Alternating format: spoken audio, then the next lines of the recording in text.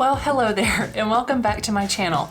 If you are new here, my name is Casey, and I'm the designer behind the indie sewing pattern company, Pattern Scout. One of the things that I hear most when I tell people that I sew my own clothing is, man, I really wish I could sew my own clothing, or I really wish I could sew.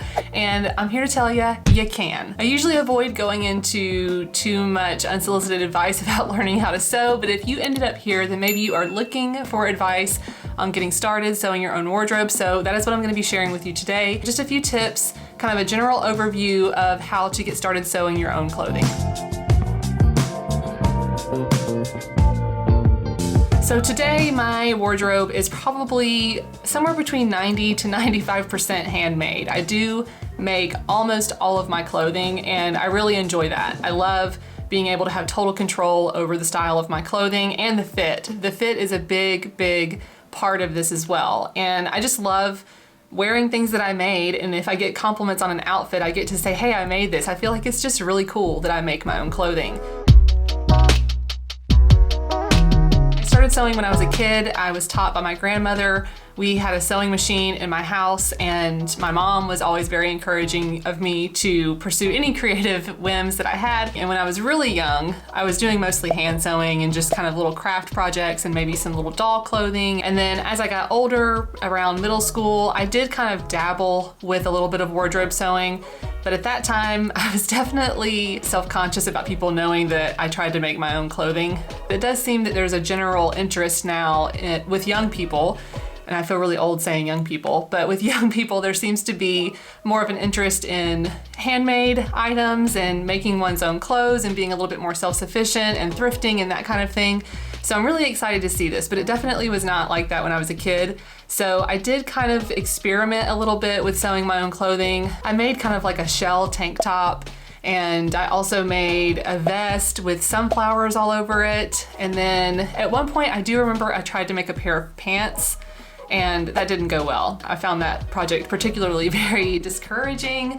But then I kind of put aside wardrobe sewing for a long time and did mostly mending projects. So I would either mend or alter my own clothing to make it fit me better, like ready to wear clothing that I bought at the store. By the time I got to college, I really wasn't doing much sewing, and I was definitely very busy with school. And then even when I got out of college and started working, I wasn't doing nearly as many creative projects as I wanted to. Then in 2011, I started a small business. I was doing art, like all kinds of different custom artwork for people, and that turned into surface pattern design for textiles. Then I started actually sewing products. So I was doing little handmade home goods and accessories that I was selling online, and I was sewing a lot actually, but I wasn't doing any garment sewing. And I sewed so much for that business that I really did think that I hated sewing because I was just completely burned out. I wasn't sewing anything for myself. And I'd always kind of had in the back of my mind that I wanted to start trying to sew my own clothing, but I was just so busy that I didn't feel like I had any time to do it. And I was honestly kind of afraid that I would hate it. You know, I was afraid that it wouldn't go well and that I would be really discouraged. But I decided to tackle this Kelly Anorak jacket from Closet Core Patterns, and the instructions were just so great. And I was just really enjoying the whole process of making this jacket and became absolutely obsessed. The jacket turned out beautiful. I still wear the jacket to this day. And that kind of started me on my wardrobe sewing journey. And I eventually started this business where I create sewing patterns. So it definitely was a very positive experience for me. And if you're like me and you're thinking about trying to start sewing your own wardrobe, I think you should definitely try it. So hopefully today's video can kind of prime you a little bit for taking that first step. And the first thing that you're gonna need is a sewing machine. Now, you could sew everything by hand, but it would take you a really long time. And if you don't have any sewing experience, it might be really frustrating. So I definitely recommend getting a sewing machine. And there are a lot of sewing machines on the market. There are a lot of really affordable options as well. Most sewing machines are gonna do a pretty good job with garment sewing. And one sewing machine that I've seen a lot and seems to be a really popular sewing machine for beginners is this Singer heavy duty sewing machine. It says it's heavy duty. I'm very skeptical of that, but I do think that it's supposed to be a pretty good sewing machine for beginners, and that would be one that I would recommend to people who are brand new to sewing. You can also usually find sewing machines at the thrift store. That's a really great option. One thing about finding a sewing machine at a thrift store is that you may have to have it repaired. which can sometimes be more than the actual cost of the sewing machine. You can also borrow a sewing machine from a relative or a friend just to see if you enjoy it and you want to actually buy one for yourself. The sewing machine that I use is a PFAFF. It's P-F-A-F-F. And I really love this sewing machine. I bought this sewing machine when I had a business making products, and it is actually a pretty heavy duty sewing machine. I've sewn a lot of different weights of canvas on this machine because I used to make really heavy duty bags with it, but it also works really well for garment sewing as well. I think it was about $650 when I bought it. By the time I bought this machine, I definitely knew more of what I wanted, and I was ready to invest in something that was a little bit nicer, and I've been very happy with this purchase. I think I bought this sewing machine back in, gosh, probably 2012 or 13. I've had it for a long time. I sew on it a lot, and sometimes I'm sewing on it daily. If you are looking to buy something that's a little bit nicer, I highly recommend going to a sewing center. They will have a larger range of sewing machines. You can kind of sit down and test drive the sewing machines. Quilting places are really great places to go to try out sewing machines. And I would recommend bringing like different types of fabric that you think you might be sewing on the machine so you can test those out as well. But that's a really great way to try out machines and see, you know, which one feels the most natural for you.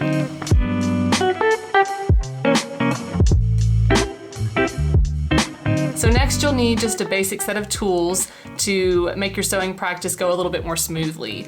And these are the tools that I use on a regular basis and the ones that I recommend that everybody have. So first you're gonna need something to cut your fabric with, and obviously that means a pair of good fabric scissors.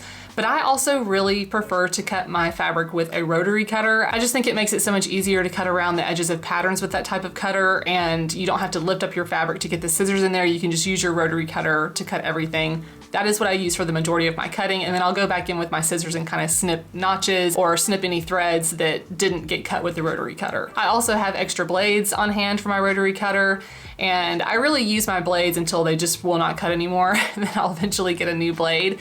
And if you have a rotary cutter, then you're gonna want a cutting mat. So I have a nice large cutting mat on my table here, and this works out really great because it's nice to have a big surface that you can cut big pattern pieces out on, especially for things like dresses and pants. That comes in really handy. I also have a smaller cutting mat that is a little bit more portable. So whenever I travel to go see my parents, or if I'm doing projects where using this tabletop cutting mat isn't as convenient, then I'll use that smaller one. Next, you're just gonna need a very basic seam ripper so that when you make mistakes, and you will make mistakes, you can fix those mistakes and take out the seams pretty easily. So definitely get a seam ripper. You're also going to need straight pins so that you can actually pin the pieces of a pattern together. I really like to get the pins with the extra fat ball heads on them just because they're a little bit easier to see and a little bit easier to grab and put in. So I definitely recommend getting the ones with the thicker ball heads on the end. So I always have a nice collection of sewing machine needles so that when I break a needle or my needle gets dull, I can immediately change that out and just keep going with my project. And I'll usually buy the like multi-packs with several different size needles in the packs so that I have a needle for any kind of project, whether it's a really lightweight fabric or a more heavy fabric. A chalk pen is really nice just for making markings on the fabric, and the chalk just kind of wipes away when you're done with it. I also really like to use the chalk pen when I'm trying to lay out pattern pieces and get the most efficient layout on my fabric. So if I'm having to kind of move things around a lot, and I want to be able to mark around the pattern pieces and kind of see my layout there. You may also want to have some tape hanging around just so that when you're putting your pattern pieces together, if you're printing your patterns at home, especially from indie pattern designers, tape is just really nice to have. So I always have tape. You're also going to want to have an ironing surface and an iron. And I actually have an ironing board, but it always ends up just becoming another place where I throw things that I don't have a place for yet, and it's actually usually covered up and I don't use it that much. But I did invest in this little folding ironing pad, and I use it all the time. If you've watched any of my videos, you've probably seen it in almost all of my videos. It's just very handy, and I can just open it up, put it here on my cutting table, and do some quick pressing, and then fold it up and put it away really quickly. Really, really great investment, and definitely recommend that.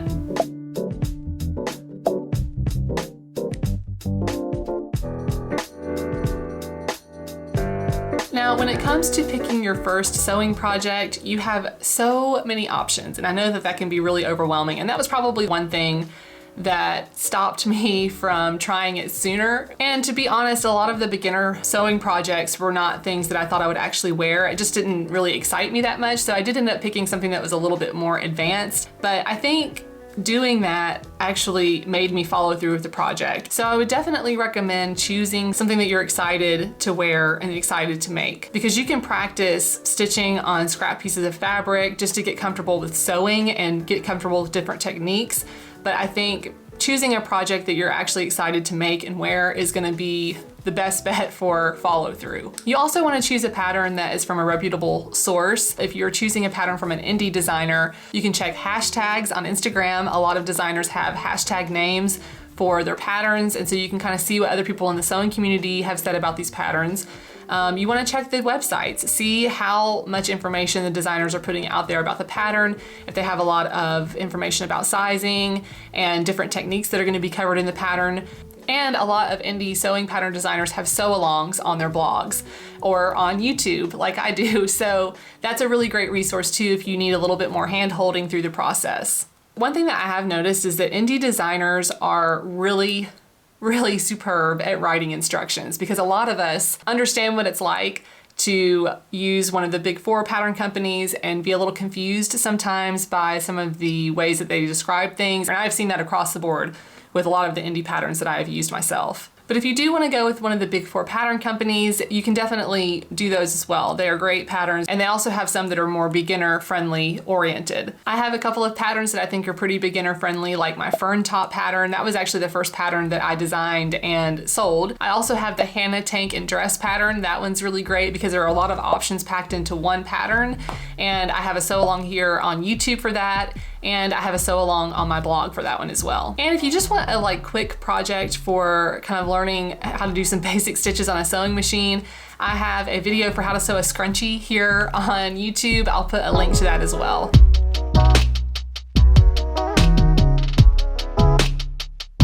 When it comes to picking the type of fabric that you would want to use for your first project, I definitely recommend going for either linen or cotton. And when I say cotton, I mean like a shirting cotton, not a quilting cotton, because it just doesn't have the right drape. It doesn't hang the same way. It doesn't behave the same way as apparel fabrics.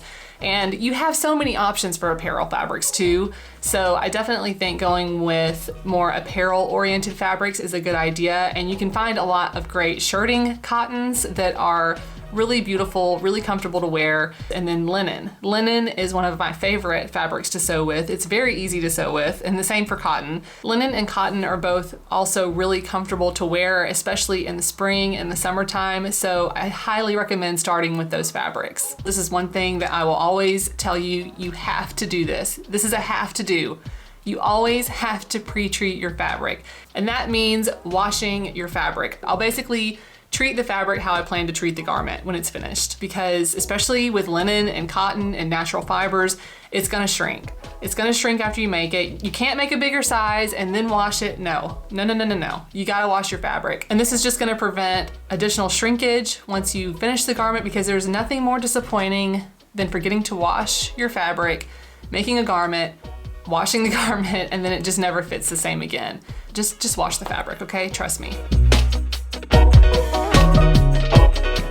So once you have your pattern picked out, you've got your fabric, you've washed your fabric, now you're ready to get started. So when it comes to getting your sewing machine ready to start a project, you need to thread the sewing machine. And I think this is one of the things that is potentially pretty overwhelming to people, because it just seems like it's super complicated, but it's really not. Every sewing machine is slightly different in how it is all kind of situated and laid out for threading, but the threading is pretty much the same across sewing machines. And if you are having trouble figuring out how to thread your sewing machine, check the manual. Keep it handy, because those are actually really helpful. If you don't have your sewing machine manual, you can usually find manuals online either for free or like just a few bucks. And I've done that for an older sewing machine that I had. And then once you have your sewing machine threaded, you're just gonna want to set it up for the type of stitch that you want. So every sewing machine should have a stitch length, a stitch width, and then a needle position. And I always keep my needle position in the center. For most of my straight stitches, I'm gonna be sewing anywhere between a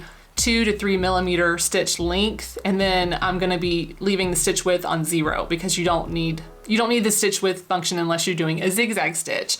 I don't really use the zigzag stitch that much. Occasionally I'll use it for sewing with stretch fabrics, and if you don't have a serger, actually the zigzag stitch is really handy because it allows you to sew a stretch stitch essentially. And there are multiple zigzag stitch functions on most machines, and those can give you other options for sewing stretch fabrics as well. And then once you have your stitch selected, I recommend just practicing on some scrap fabric. And you may also want to play around with the tension a little bit. That's gonna affect how tight your stitches are and make sure that they look even on the top and the bottom. And most of the time, if you start having some weirdness happening with your stitches, you probably just need to rethread your sewing machine. That seems to be the thing that fixes most of my issues whenever like my bobbin tension goes crazy or I get nesting underneath, that kind of thing. I usually just need to rethread my sewing machine.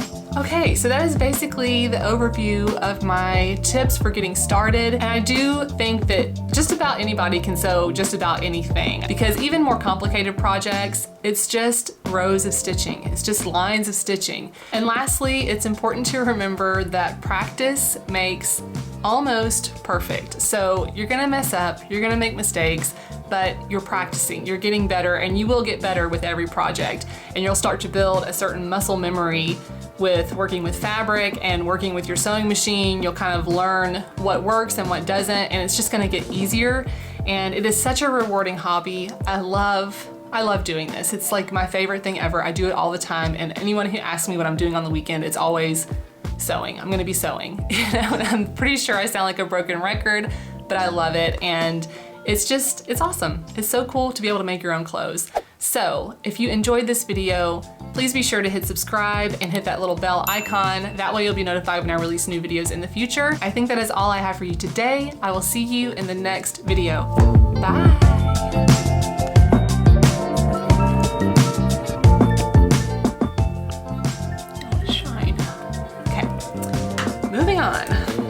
I definitely have flipped out and snapped and pitched fits and screamed and cried, yes cried, and thrown things.